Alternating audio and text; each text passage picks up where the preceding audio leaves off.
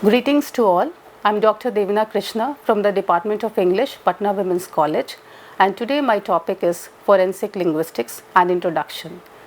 The aim of this lecture is to orient the listeners with the fundamentals of forensic linguistics. Before I talk about forensic linguistics, let me set the background for you. Let me first introduce you to the basics of forensic linguistics. As we are aware that communication is the essence of mankind, life would not have been possible without this process. However, with the development of civilization, instances of criminal activities are also on the increase.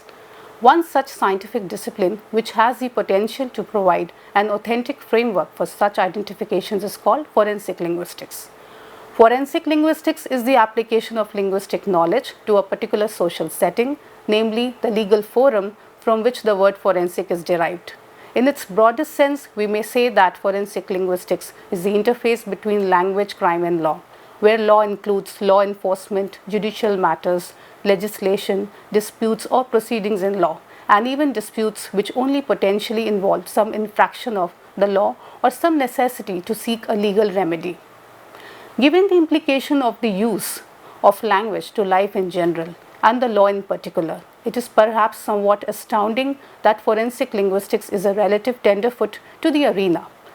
Whereas other disciplines such as fingerprint identification and shoe print analysis are much older, having a deep-rooted occurrence in judicial processes. A forensic linguist performs language analysis on written or recorded documents. He/she may quote observations from research undertaken in fields as assorted as language and memory studies, conversation analysis, discourse analysis, theory of grammar, cognitive linguistics, speech act theory, etc. Now, the reason for this reliance on a comprehensive range of linguistic fields is understandable. The data the linguist receives for analysis may require that something is said about how the average person remembers language, how conversations are constructed, the kinds of moves speakers or writers make in the course of a conversation or a written text. Or they may need to explain to a court some aspects of phrase or sentence structure. Forensic phonetics or speech forensics is widely being used by phoneticians to investigate such criminal cases.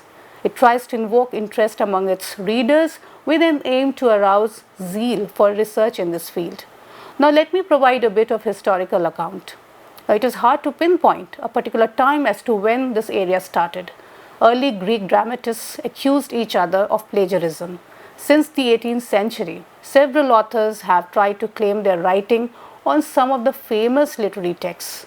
The actual phrase forensic linguistics was used in 1968 when a professor of linguistics, Jan Swartwick, recorded its first mention in an analysis of statements given to police officers in UK in 1953. Similarly, another professor of linguistics, Malcolm Coulthard of Birmingham University, helped in few other criminal cases applying discourse analysis. In USA, it began on a slightly different note in 1963. Professor Roger Shuey was roped in to investigate the famous Miranda case, which led to the awareness regarding individual rights and the coercive methods of interrogation. Review of Early Forensic Linguistics in the US, written by Judith Levy, discusses the vocabulary used by the drafters in a criminal proceeding.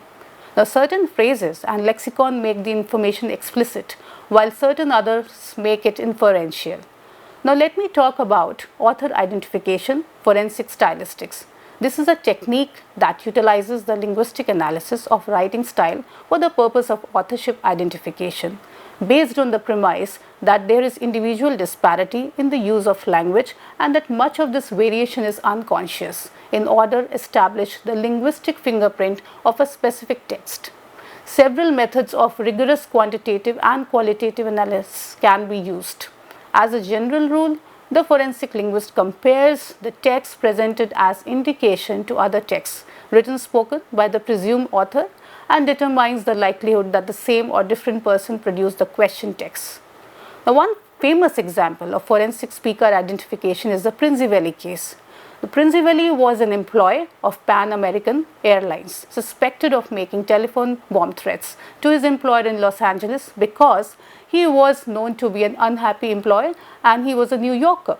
The caller making the threat was believed to have a New York accent. Lebob was given a tape with the original threat and another one with samples produced by the suspect. So based on the distribution of certain vowels, he determined that the person who issued the threat was actually from eastern New England and not from New York City, and later principally was acquitted. Another occasion where dialectic dissimilarity gave information about the suspect's identity was the case of a ransom note analyzed by Shui. Although the suspect included misspellings of words such as daughter or corpse, his correct spelling of more difficult words such as precious, diaper or watching led Shui to believe that the author of the note was trying to appear less educated than he was. However, what really helped determine the writer of the note was the uncommon use of devil strip, a term denoting the strip of grass between the sidewalk and the curb that is only used in the area surrounding Akron, Ohio. As there was only one educated man from Akron in the suspicious list, the police did not take long to find other clues that also incriminated him. Telephone text messages are another type of linguistic evidence that has increasingly been used in court. Now let us take the case of Danielle Jones, a girl who vanished in 2001. Two messages that were sent from her phone to her uncle after her disappearance were central in identifying her possible abductor and killer. Coldhart was asked to compare the 65 texts that the girl had sent in the 3 days previous to her disappearance with those two last texts in question. Based on a series of linguistic choices absent from or rare in the Danielle corpus, he determined that it was fairly likely that she did not write them, which meant that someone else pretending to be her possibly wrote them, maybe her uncle in this case. Another occasion in which a linguist could have been called to provide professional evidence was the case of 4 men convicted for having killed a paper boy. One of the 4 men, Patrick Molloy, made a confession admitting to killing the boy, but he later said that the police forced him to confess. The police claimed that they had a recording of an interview prior to the confession in which he also admitted to the similar crime. So Molloy denied that this confession ever took place and alleged that the police had fabricated it after the fact.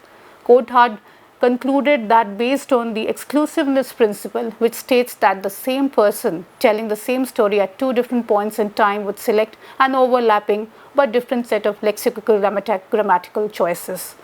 Both texts were too similar in vocabulary and phrasing to have been produced independently in 2 separate occasions. One was derived from the other, or both were derived from a third one. And this led to the conclusion that the written confession was indeed fabricated. So in the years since forensic linguistics began to establish itself as a discipline, its scope has grown appreciably. Right from the outset, as a means of questioning legal matters, it has been called on to give evidence in many different cases, including authorship attribution, that is, identifying the author of a given document. In terrorist cases, understanding of legal documents and analysis of mobile text messages for that matter. In summary, we can say that the forensic linguist applies linguistic knowledge and technique to the language implicated in legal cases or accounts or private disputes between parties, which may at a later stage result in legal action of some kind being taken. Thank you.